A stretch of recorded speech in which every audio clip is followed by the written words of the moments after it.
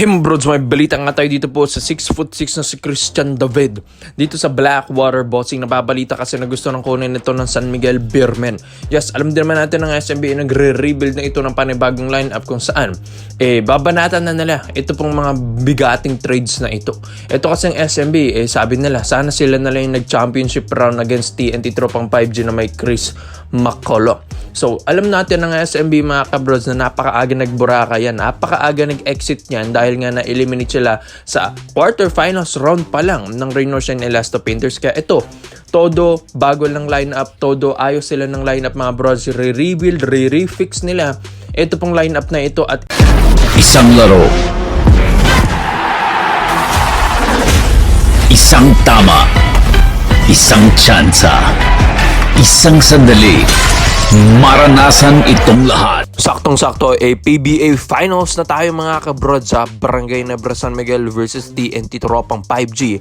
At dito naman sa NBA mga kabrods, New York Knicks versus San Antonio Spurs. NBA Finals na rin tayo dyan mga kabrods. Kaya suportahan na ang paborito mong kapunan sa kahit anong liga. Bet responsibly mga kabrods.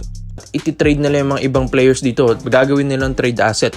Kaya itong si Christian David mga kabrods, ang 6'6", 27 years old big man or forward mga brods ay gusto nilang kunin. Paano ba naman kasi 6'6" na may handles tapos may outside shooting? So saan ka pa diba mga kabrods? Kaso nga lang, nagkaroon nga lang ng ito ng recent injury lang mga brods dahil tinanggal ang kanyang bone spurs remove mga kabrods dahil yun nga nagkaroon ito ng surgery mga kabrods. Kaya ito 4 games lang ang nalaro niya ngayong Commissioner's Cup 2026 and yun kahit ganun nag-average ito ng 7.3 points per game, 3.3 rebounds per game and 1.8 assists per game. So biruin mo yan na 4 games lang pero ganyan ang binigay na stats ni Christian David at ito patuloy pa rin ang kanyang pag-ensayo, kanyang pag-i-improve at kanyang pag-recovery mga kabrods every game. Kaya nga ito, slow start ang nangyari kay Christian David pero last season, siya ang leading scorer mga brods, one of the Blackwater's leading scorer last season. Kaya nag-struggle ito pong Blackwater ngayong Commissioner's Cup 2026. Pero mga recent games niya bago mag-end yung season, nakaangat-angat na rin at medyo nagkaroon ng improvement na rin ito pong si Christian David ng 15 to 21 points apiece versus Macau Black Bears and San Miguel Beermen.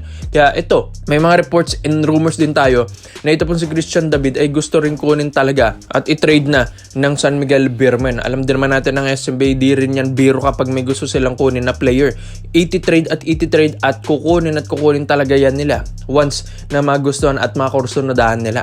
Ito kasi 6'6" big man. Ito nga, ayon din sa reports and rumors, ito kasing si Rodney Brondel ay naiisipan na mga kabrods na i-trade dito kay Christian David. Ito kasing si David, mga kabrods, ay halos kasing tigas lang din naman ni Rodney Brondel pero mas athletic at mas may ball handling skills etong si Christian David kaysa kay Rodney. So mga kabrods, naiisip na rin ito ng SMB pero ito po kasing si Coach Leo Austria ay ito napaka-close niya kasi ito kay Rodney Brondel kaya parang nahihirapan sila na i-trade dahil nga sa respeto ni Coach Leo Austria dito kay Rodney Brondel. Pero yun nga, kung business is business lang ang usapan, kung skills lang or skill set lang ang pag-uusapan, kay Christian David na daw talaga sila mag-make move na mga brods at ipupush na rin mga kabrods. Ganyan naman sa SMB, kahit superstar ka pa, iti-trade at mati-trade ka pa rin talaga dyan mga kabrods.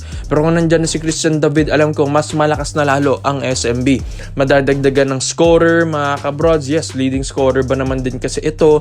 Tapos magkakaroon pa ng wings or madadagdagan pa ng wings ito pong SMB dahil nga 6'6" ito.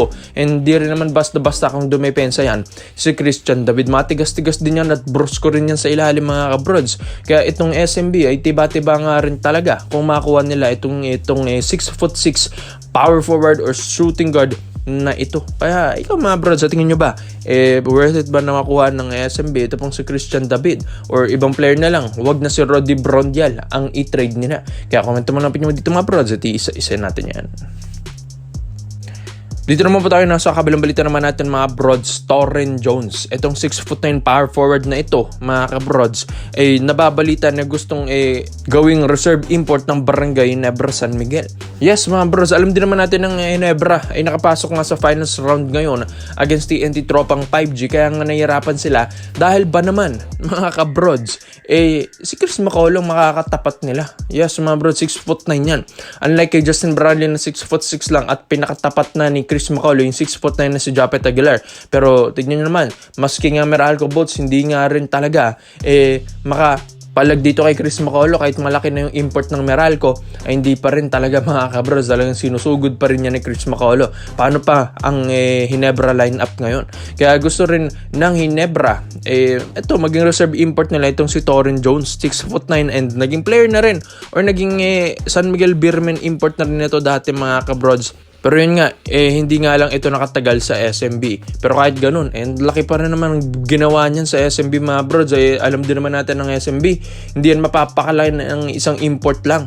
Kaya palit yan ng palit once na may nakita silang problema. Pero ang Hinebra, gusto nila ito pong performance ni Torren Jones, and gusto nila maging reserve import dahil ito halos kasing height niya si Chris Macaulay mga kabrods, kaya pwede ito sa finals. At ito, syempre may mga magtatanong, ba't naman nila papalitan si Justin Brownlee? Siya na ngayong stable import.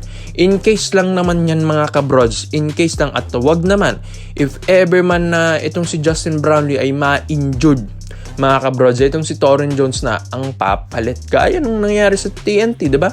Nawala yan si Bol, kaya ang pinalit nila si Chris Macaulay, si C-Mac. Bro, lakas na talaga lalo ng TNT niyan. Dahil sabi nga nila, mas malakas nga ang puwersa neto ni C-Mac kaysa kay Bol. Mas effective nga si Chris Macaulay. Grabe diba yung mga former NBA player na yan? Lalakas mga brods. Kaya ito, bato-bato kasi itong si Torren Jones, pwedeng pang depensa and magaling din sa opensa mga brods.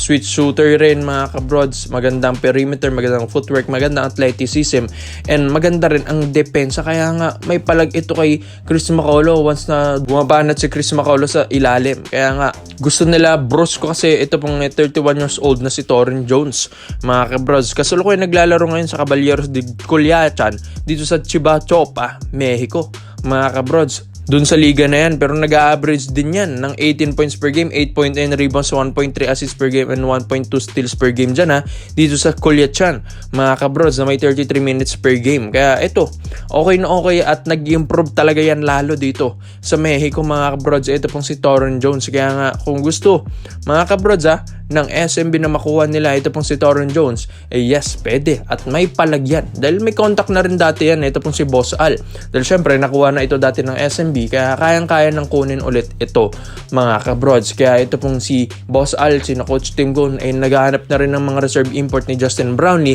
na if ever man na mag-over fatigue yan si Justin Brownlee ay pwede na lang palitan yan mga kabrods dito sa finals round against TNT Tropang 5G. Mas may palag na dahil 6'9" na ito pong si Torren Jones. Magkasing tangkad lang sila ni Chris Macaulay and mas magkasing athletic din sila or athleticism mga broads.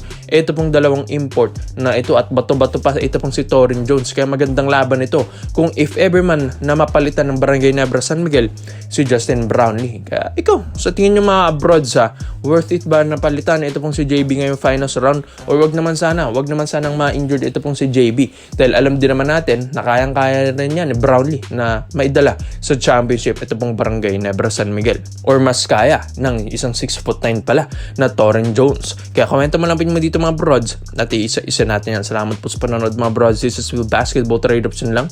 I'm out.